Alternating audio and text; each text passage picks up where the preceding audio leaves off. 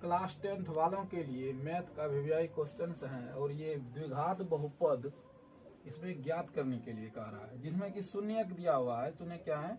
√3+1 एवं √3-1 है। ये क्या है? शून्यक दिया हुआ है। तो सबसे पहले इसमें हमको अल्फा और बीटा निकालना होगा, उसके बाद अल्फा इंटू बीटा निकालना होगा। सबसे पहले इसको करते हैं। सबसे पहले क्या करेंगे इसमें, तो इसमें मान लेते हैं कि माना कि शून्यक अल्फा बराबर कितना? √3+1 और बीटा बराबर मान लेते हैं √3-1। ये हमने मान लिया। अब क्या करेंगे? अब करेंगे कि अल्फा प्लस बीटा करेंगे तो ये क्या हो जाएगा? ये शून्यकों का योग है। ये क्या है? शून्यकों का योग। इसको कहते हैं शून्यकों का योग। इसको क्या कहते हैं? शून्यकों का योग। ये शून्यकों का योग है। तो सबसे पहले क्या करेंगे? अल्फा को लेंगे √3+1, उसके बाद क्या करेंगे? √3-1। तो देखिए यहाँ पे क्या है, एक +1 है, एक -1 है, तो इसको काट दें। इसको काट दीजिए तो क्या बच जाएगा? √3 और √3 बचेगा, तो ये कितना हो गया? 2√3 हो गया। ठीक। अब क्या निकालना है आपको? अब आपको निकालना होगा शून्यकों का गुणन। आपको क्या निकालना होगा? शून्यकों का गुणन। तो अल्फा इंटू बीटा। तो इसमें क्या करेंगे? सबसे पहले √3+1 करेंगे, उसके बाद √3-1 करेंगे। तो ये देखिए, ये इस फॉर्म पे बनेगा a - b into a + b बराबर, इसका सूत्र क्या आता है? a² - b²। तो इस पर बैठाइए तो ये क्या हो गया? √3² - 1²। ये कितना हो जाएगा? 3 - 1। तो ये कितना हो गया? 2। तो अब देखिए, आपको पता होगा कि द्विघात बहुपद का जो सूत्र होता है वो क्या होता है। इसलिए द्विघात बहुपद बराबर आपका क्या होगा? द्विघात बहुपद बराबर आपको याद होगा कि x² - alpha plus beta into x plus alpha into beta. ये सूत्र होता है द्विघात बहुपद के लिए।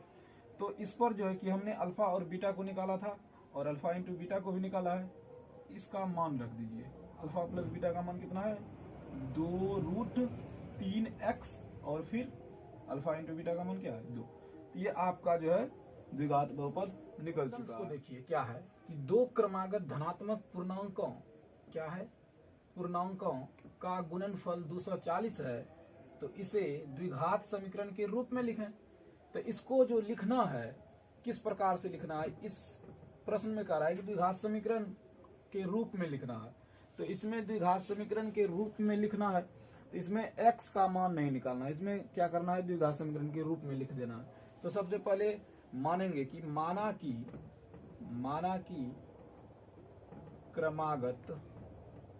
क्रमागत धनात्मक पूर्णांक x तथा x+1 है। इसको मान लिए। ये एक क्रमबद्ध तरीका से चल रहा है। ठीक है। तो अब क्या करेंगे? प्रश्न से देखिए क्या कह रहा है कि दो क्रमागत धनात्मक पूर्णांक का गुणनफल कितना है? 240 है। इसमें क्या करेंगे? इसको और इसको गुना कर देंगे। x into x+1 equal to कितना हो जाएगा? ये 240 के बराबर हो गया। जब ये 240 के बराबर हुआ तो x से इसको गुना करिए। x² प्लस x बराबर कितना? 240। अब देखिए x² प्लस x, अब ये 240 जो है, 240 को बराबर के बाएं ओर ला लीजिए। ये कितना हो गया? -240। तो इक्वल टू कितना हो गया? 0। तो हमको क्या दिखाना था? द्विघात समीकरण। हमको द्विघात समीकरण दिखाना था। इसमें x का मान नहीं कह रहा निकालने के लिए, तो जो कहेगा प्रश्न है a1/a2, b1/b2 और c1/c2 का तुलना कर बताएं कि रैखिक समीकरण 2x - 3y बराबर 8 और 4x - 6y बराबर 9 संगत है या असंगत है। इसको करने के लिए क्या करेंगे? सबसे पहले हल में 2x माइनस 3y बराबर 8 इसको लिखिए, और 4x माइनस 6y बराबर 9 इसको लिखिए। उसके बाद a1 इक्वल टू पहले वाला समीकरण जो रहेगा वो सारे a1 होगा, और दूसरा समीकरण जो रहेगा वो b1 b2 c2 हो जाएगा। अब देखिए a1 ये कितना हो गया, ये होगा, ये a1 हो गया आपका 2, और b1 आपका हो गया -3, और c1 आपका हो गया 8। उसके बाद देखिए a2 कितना हो गया 4, उसके बाद b2 हो गया आपका -6, और c2 आपका क्या हो गया 9। अब इसको जब तुलना करेंगे ना, जब इसका हम तुलना करेंगे तो कैसे करेंगे, इसलिए 2/4 इक्वल टू -3/6 इक्वल टू 8/9।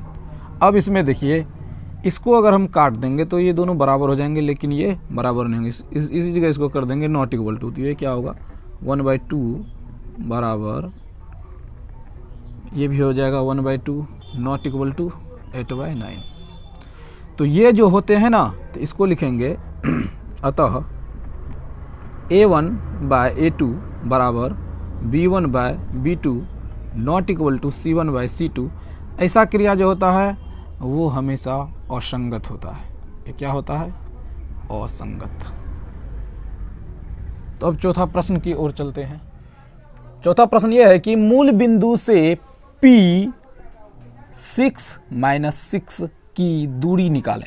तो आपको पता होगा कि बीच की दूरी क्या होती है, बीच की दूरी क्या होती है। बीच की दूरी का सूत्र क्या होता है, x2 माइनस x1 का square plus y2 minus y1 का स्क्वायर पर रूट। तो ये बीच की दूरी होती है। तो जैसे कि इसमें कह रहा है कि मान लीजिए कि कोई एक, ये तो मूल बिंदु है ही, ये मूल बिंदु है, तो कोई एक क्या है वो P बिंदु है। तो P बिंदु का निर्देशांक आपको दिया हुआ है 6 और मूल बिंदु का निर्देशांक आपको पता होगा कि 0 होता है। ठीक है, ये क्या है, एक मूल बिंदु है, इसको माने हम मूल बिंदु। ठीक, तो इसमें क्या करेंगे हम, तो ये जो है यहाँ से O से लेके P तक की दूरी, O से लेके P तक की दूरी जो होती है उसी का बीच की दूरी कह रहा है निकालने के लिए। क्या कह रहा है, इसकी बीच की दूरी कह रहा है निकालने। तो इसकी बीच की दूरी का सूत्र देखिए, जैसे कोई भी मूल बिंदु से अगर रिलेट करेंगे, किससे रिलेट करेंगे, मूल बिंदु से। अगर मूल बिंदु से निकालेंगे किसी बिंदु तक की दूरी को, तो उसका सूत्र होता है √x² प्लस y²। ये सूत्र होता है, इसको याद रखिएगा, ये मूल बिंदु का सूत्र है। तो इसमें क्या करेंगे, तो सबसे पहले इसमें हल तो लिखना ही पड़ेगा। तो बिंदु P जो है वो बिंदु P क्या है, देखिए बिंदु P 6 और -6 है। तो इसमें हमको ये पता चलेगा कि x क्या है 6 है और y क्या है -6 है। तो हम अभी आपको बताएं मूल बिंदु का जो होता है बीच की दूरी, मूल बिंदु से किसी भी बिंदु तक की दूरी को क्या कहेंगे, तो √x² प्लस y² ये कहेंगे। तो इसमें लिखेंगे क्या, मूल बिंदु से P तक की दूरी, P तक की दूरी को क्या कहेंगे, √x² प्लस y²। तो ये जब लिखेंगे हम, तो x क्या है 6 है, तो 6 का क्या हो जाएगा स्क्वायर, प्लस y कितने हैं -6, तो इसका स्क्वायर हो जाएगा। तो ये जब स्क्वायर होगा तो ये कितने होंगे 36 प्लस 36। अब ये कितना हो गया 72 हो जाएगा। जब 72 हो जाएगा तो इसको क्या कहेंगे, इसको ऐसे लिख देंगे 36 दूने 72। तो इसको 36 का निकालेंगे तो 6 हो जाएगा, और √2 इसको कहेंगे इकाई। ये आपका हो गया मूल बिंदु, यानी कि मूल बिंदु की दूरी निकाल लिए किसी P बिंदु तक की। ठीक है, अब पांचवा प्रश्न की ओर चलते हैं। देखिए पांचवा जो सवाल है वो क्या है, ये त्रिकोणमिति से लिया हुआ है और ये प्रूव्ड वाला सवाल है। जैसे देखिए सिद्ध करें कि tan³ θ -1 bye tan θ -1 equal to कितना है sec² θ प्लस tan θ। तो इसको क्या करना है, या LHS से आपको सिद्ध करना होगा RHS को। तो आप सबसे पहले क्या करेंगे, हल में LHS लिखें, LHS इक्वल टू tan³ θ -1 और बाय क्या करेंगे tan θ -1। तो इसको हमने कर लिया है। अब देखिए इसमें एक फॉर्म यूज हो रहा है, वो फॉर्म क्या है, देखिए इसमें एक फॉर्म क्या हो रहा है कि a³ - b³। देखिए ऊपर वाला अंश वाला में देखिए a³ - b³ बराबर सूत्र जानते हैं आप क्या होगा, a - b और into A square plus A B plus का बी स्क्वायर, ये सूत्र होता है। ठीक है, तो ये वाला सूत्र इस पे बैठा देंगे। देखिए कैसे बैठाएंगे, ये होगा टेन थीटा और बी किसको मानेंगे, 1 को, तो ये हो गया। अब देखिए ten square theta plus tan theta into 1, फिर प्लस 1 का स्क्वायर कर देंगे। उसके बाद देखिए यहाँ क्या हो जाएगा, बटे में तो वही होगा टेन थीटा माइनस 1। अब देखिए ये दोनों तो मिल रहे हैं, ये दोनों कट जाएंगे, ये दोनों क्या हो गया, कट गया। जब ये दोनों कट गया तो ये क्या होगा, ten square theta plus tan theta और प्लस का 1, तो ये हो गया। अब देखिए आपको पता होगा कि sec square theta minus tan square theta equal to क्या होता है, 1, ये होता है। तो ये जब होता है तो इसमें क्या कह रहा है कि टेन स्क्वायर थीटा प्लस 1 क्या हो रहा है, टेन स्क्वायर थीटा प्लस 1, तो टेन स्क्वायर थीटा प्लस 1 हो रहा है, तो इसका मतलब क्या है, sec square theta equal to 1 plus tan का स्क्वायर थीटा, तो ये हो जाएगा। यानी इतना बराबर हमको दिया हुआ है, सेक स्क्वायर थीटा हो जाएगा, तो क्या होगा, sec square theta plus tan theta, यानी कि RHS मेरा प्रूव्ड हो गया। RHS मेरा क्या हुआ, प्रूव्ड हुआ। तो चलिए अब छठा प्रश्न है। छठा प्रश्न क्या है कि 336 और 54 को यूक्लिड विभाजन एल्गोरिथम विधि से मौसो ज्ञात करें। तो ये यूक्लिड विभाजन है, तो यूक्लिड विभाजन का क्या होता है फॉर्म, उसका देखिए, उसका जो नियम होता है वो क्या नियम होता है कि A equal to B Q plus R, यानी कि भाज्य बराबर क्या होता है, भाज्य बराबर भाजक गुना भागफल जोड़ शेषफल, तो ये होता है उसका। तो ये होता है, तो इसको क्या करेंगे, सबसे पहले इसमें बड़ा कौन है, इसको ये देखिए, तो A बराबर बी क्यू प्लस आर से पहले हमको लिखना था 336 और क्या लिखना था 54, इसको लिख दिए। उसके बाद देखिए क्या करेंगे, अब सबसे बड़ा ई दोनों में कौन है, ई दोनों में बड़ा कौन है, ई दोनों में बड़ा कौन है, 336 है, 336 को पहले लिखे। अब देखिए रफ में आपको करना है, आपको क्या करना है, रफ में भाग विधि से मौसों को पहले निकालिए, भाग विधि से। चलिए अब भाग विधि से निकालना है इसको, तो कैसे निकालेंगे, तो भाग कीजिए इसमें, तो इसमें भाग जो करेंगे तो कितना से, तो यहाँ कितना हो गया, 54 गुना 6 प्लस 12। उसके बाद देखिए, अब देखिए ये जो है, ये पहले क्या था, भाजक, अब ये क्या बन जाएगा, भाज्य बन जाएगा। किसका भाज्य बनेगा, तो वो 12 का भाज्य बनेगा। तो देखिए यहाँ पे क्या करेंगे, तो सबसे पहले हम यहाँ पे 3 लिखे थे, वो गलती था, अब यहाँ पे 4 वास्तव में होता, हमसे ये गलती हो गई थी। देखिए यहाँ पे बर्चों का कितना आता है, 48, तो यहाँ की 12 गुना 4 कर देते हैं, तो कितना हो गया 4, और फिर क्या जोड़ेंगे, शेषफल को जोड़ दीजिए, क्या हो गया 6। तो अब देखिए यहाँ से ये पहले क्या बन गया था, 12 का 54 में जो था ये भाजक था, अब ये भाजक भाज्य बनेगा, ये बन गया 12, और ये 6 जो था इसके स्थान पे चला जाएगा 12 के स्थान पे। अब 6 से गुना करेंगे 2 और ये हो जाएगा इक्वल टू 0। जब तक यूक्लिड विभाजन में 0 नहीं आएगा तब तक आपको ये क्रिया करना पड़ेगा। तो हमने अभी किया तो ये क्या हो गया, 0 हो गया। जब ये 0 होता है तो देखिएगा, गुना से इस साइड वाला, इस गुना से इस साइड वाला को हम क्या कहेंगे, मौसो कहेंगे। इसको क्या कहेंगे, मौसो। ये मौसो कितना हो गया, इसका मौसो हो गया 6। तो इसको जितना कैलकुलेट कीजिएगा और जितना मेहनत कीजिएगा उतना ये बेहतर बनेगा। तो आप इसको बढ़िया से बनाइएगा, ये हर एक बार एग्जाम में 2 मार्क में पूछा जाता है, इसको मिस मत कीजिएगा। तो चलिए हम अब 7वां ये है, देखिए यहाँ पे 2 घनों में प्रत्येक का आयतन कितना है, 64 सेंटीमीटर क्यूब है। ठीक, इसके संलग्न फलकों को मिलाकर घनाभ बनाया गया है। इसके संलग्न फलकों को मिलाकर क्या बनाया गया है, घनाभ। तो प्राप्त घनाभ का पृष्ठ क्षेत्रफल निकालें। सबसे पहले हम आपको ये बात बताना चाहते हैं कि मान लीजिए ये एक घन है, ये क्या है, एक घन है। इसमें क्या है कि इसका आयतन जो है वो 64 सेंटीमीटर क्यूब है। ठीक है, तो इसके जो फलक हैं ये सारे क्या हैं, वो फलक हैं।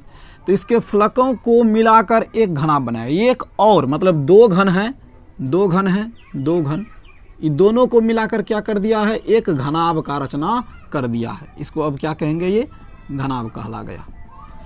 तो अब इसको आप तो समझ गए होंगे। सबसे पहले हम ये भी जान लेते हैं कि घन का आयतन क्या होता है। तो घन का आयतन क्या होता है, भुजा का क्यूब भुजा का क्या होता है, वो क्यूब होता है।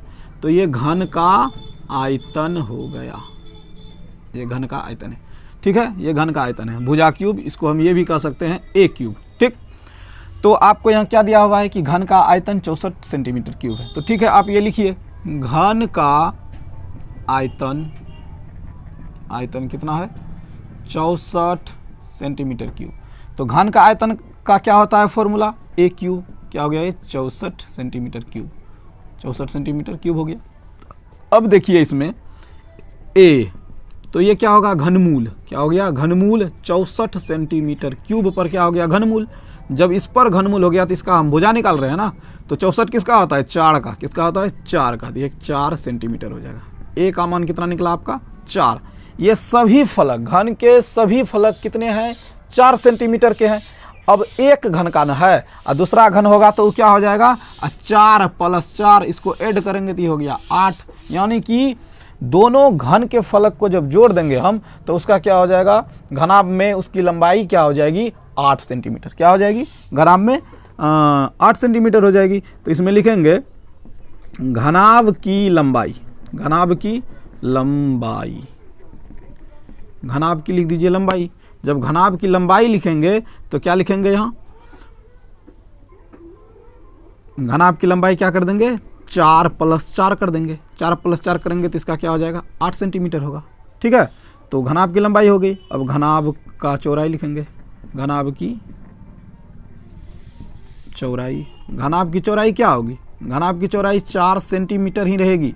क्यों, क्योंकि ये जो चौड़ाई है देखिए यहाँ पे ये चौड़ाई है, ठीक, और इसमें एक इस प्रकार से रहता है, इस प्रकार से रहता है, और ये जो हो जाएगा आपका ये हो जाएगा ऊंचाई। तो ये जो है चौड़ाई और ऊंचाई समान ही रहेगा, सिर्फ क्या बदलेगा, सिर्फ बदल जाएगा आपका लंबाई बदल जाएगा। अब देखिए घनाभ, अब घनाभ की ऊंचाई देखिए क्या होगा, घनाभ की ऊंचाई सेम होगी 4 सेंटीमीटर ही। अब हमको पता चल गया लंबाई, चौड़ाई और ऊंचाई, तो हम घनाभ का क्षेत्रफल निकालेंगे प्रश्न से, प्रश्न से घनाभ का क्षेत्रफल, घनाभ का क्षेत्रफल, घनाभ का जब हम क्षेत्रफल निकालेंगे तो इसका क्षेत्रफल क्या होता है 2 × LB + BH + LH। आपको पता होगा कि L से लंबाई को सूचित करते हैं, B से चौड़ाई को और H से ऊंचाई को सूचित करते हैं। तो अब इसको आप पुट कीजिए, L की मान रखिए, लंबाई कितना है 8, 8 × 4 रख दिए और 4 × 4 रख दिए, उसके बाद L कितना है 8 × 4 हमने रखा, और ये क्षेत्रफल में क्या आता है वो सेंटीमीटर के स्क्वायर हो जाते हैं। ये हो गया 8 × 4 = 32 + 4 × 4 = 16 और फिर 8 × 4 = 32 सेंटीमीटर का स्क्वायर। अब देखिए इस सब को जोड़ लीजिए, सबको जोड़िए, 32 32 64 हो गया और 64 हो गया, 64 और 16 को ऐड कीजिए तो ये कितना होगा 80 हो गया, कितना हो गया ये 80 सेंटीमीटर क्या हो गया स्क्वायर। तो ये कितना हो जाएगा 160 सेंटीमीटर स्क्वायर। तो ये हमने घनाभ का क्षेत्रफल निकाल दिया। ये भी बार बार एग्जाम में पूछे जाते हैं, तो ठीक है इसको बढ़िया से कीजिएगा। 8वां प्रश्न की ओर चलते हैं। देखिए 8वां सवाल है, ये 8वां प्रश्न है। इसमें क्या है, चित्र में PA और PB वृत्त की स्पर्श रेखाएं हैं तथा कोण APO = 30 डिग्री। तो AOB का मान निकालिए। AOB का कह रहा है मान निकालने के लिए सबसे पहले आपको ये करना होगा क्या, हल। हल में क्या लिखेंगे आप, हल में आपको ये लिखना है दिया है कि कोण APO = 30 डिग्री, ये हमने लिख लिया।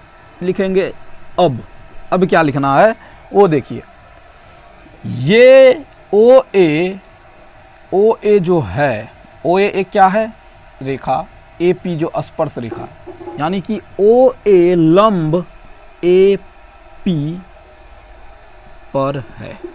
क्या लिख देंगे, OA लंब AP पर है। तो जब AP पर हो जाएगा मतलब A पर लंब पड़ेगा, इस पर जब लंब पड़ेगा, जब लंब पड़ता है तो वो क्या होगा 90 डिग्री का कोण बनेगा।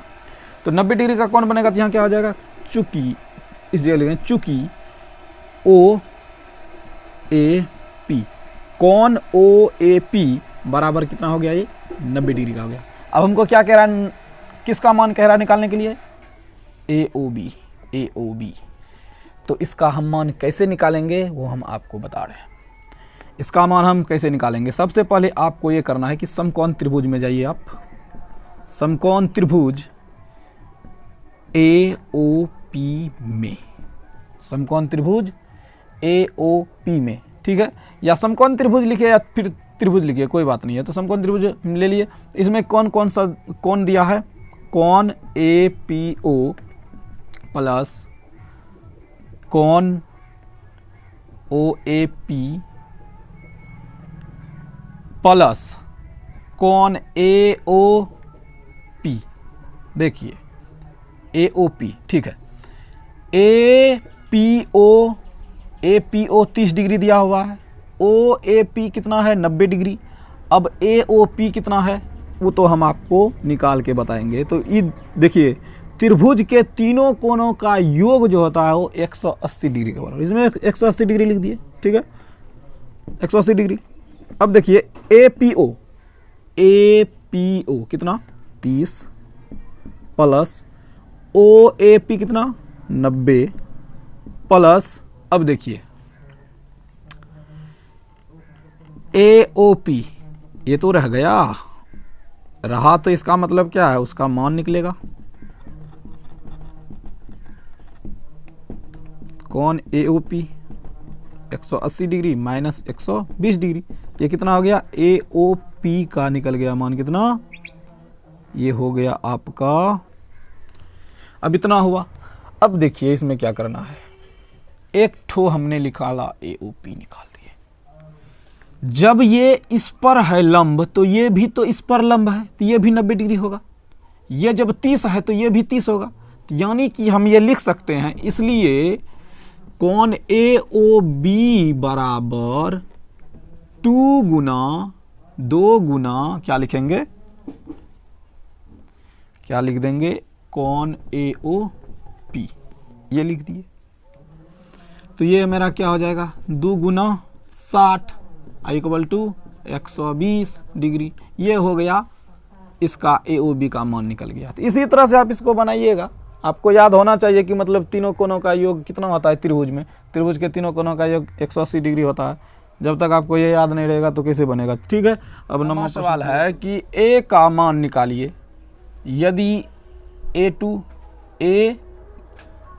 और 3-4 के बीच की दूरी 8 इकाई है।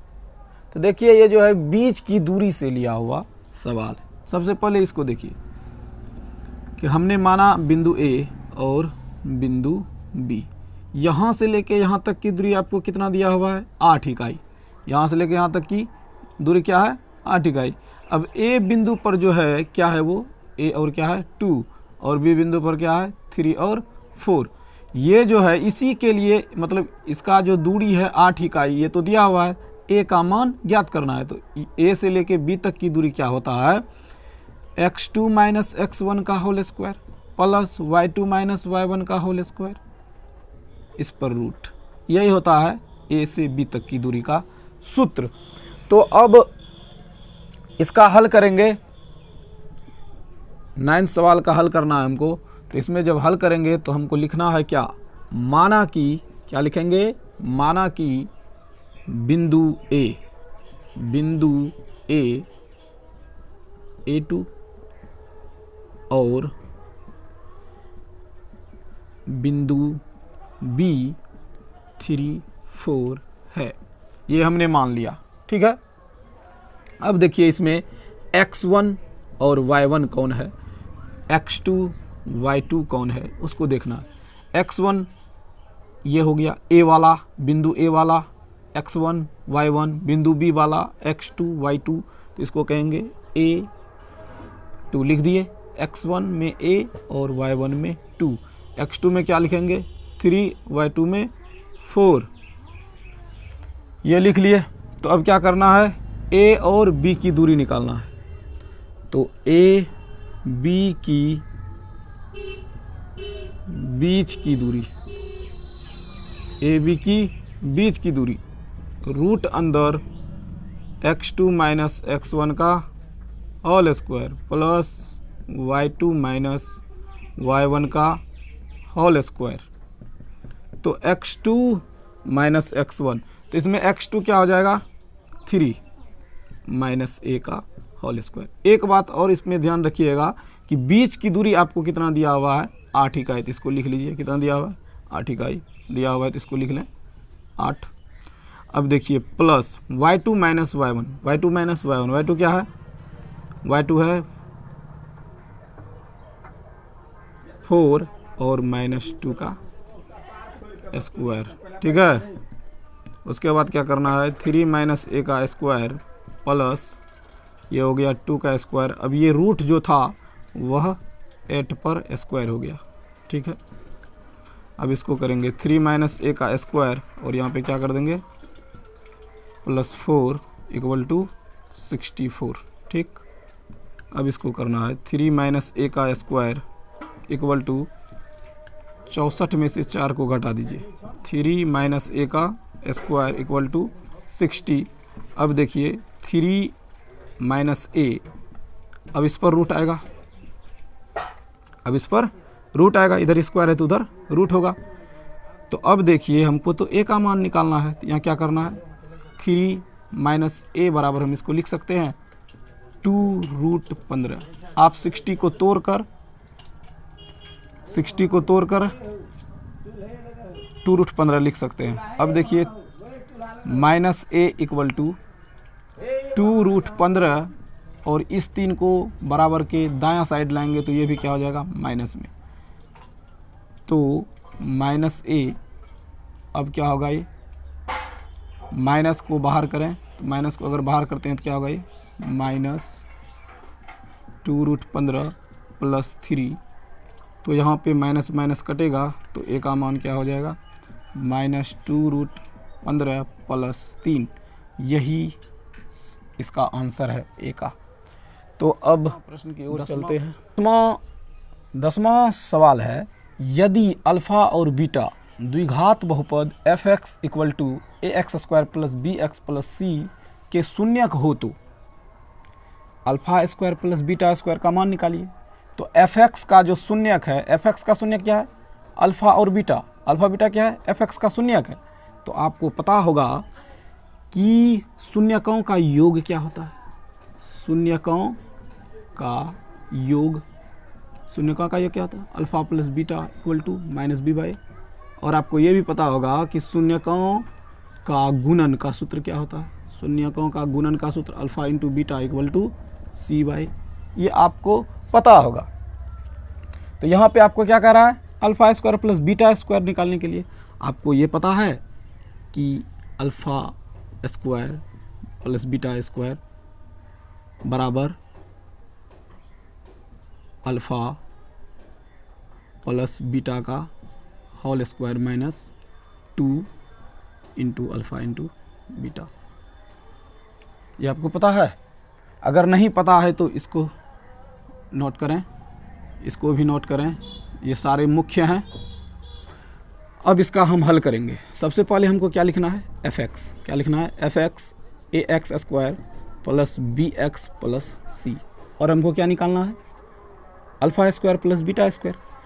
तो इसमें हमको क्या लिखना होगा शून्यकों का योग, शून्यकों का योग, हमने क्या लिखा शून्यकों का योग। तो देखिए यहाँ पे आपको दिया हुआ है शून्य क्या है, एक अल्फा है एक बीटा है। तो अल्फा प्लस बीटा बराबर सूत्र क्या होता है माइनस बी बाई, तो इसको लिखेंगे माइनस बी बाई ए, ठीक है।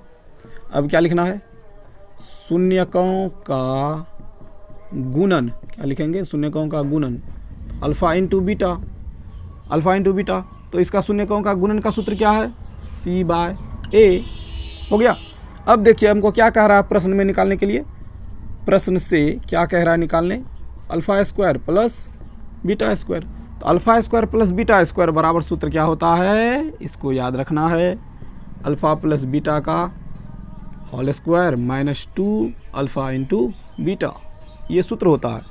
तो अल्फा प्लस बीटा का स्क्वायर जो है वो क्या है, अल्फा प्लस बीटा का मान क्या होगा माइनस बी बाय ए, इस पर स्क्वायर करें, उसके बाद 2 अल्फा इंटू बीटा का मान क्या है सी बाय ए, तो क्या करेंगे सी बाय ए। तो आप यहाँ देखिए कि बी स्क्वायर बटा ए स्क्वायर हो गया माइनस 2c बटा कितना हो गया ए। अगर हम इसका लघुत्तम करें तो क्या होगा ए स्क्वायर, यहाँ कितना हो जाएगा बी स्क्वायर माइनस यहाँ कितना होगा ए से ए स्क्वायर में अगर हम भाग देते हैं तो मेरा एक ए कटेगा और एक ए बच जाएगा। जब एक ए बचेगा तो वो क्या हो जाएगा 2ac, क्या हो गया 2ac। ये हमारा क्वेश्चन का हल हो चुका है। अब अगले वीडियो में मिलते हैं, तब तक के लिए बाय बाय।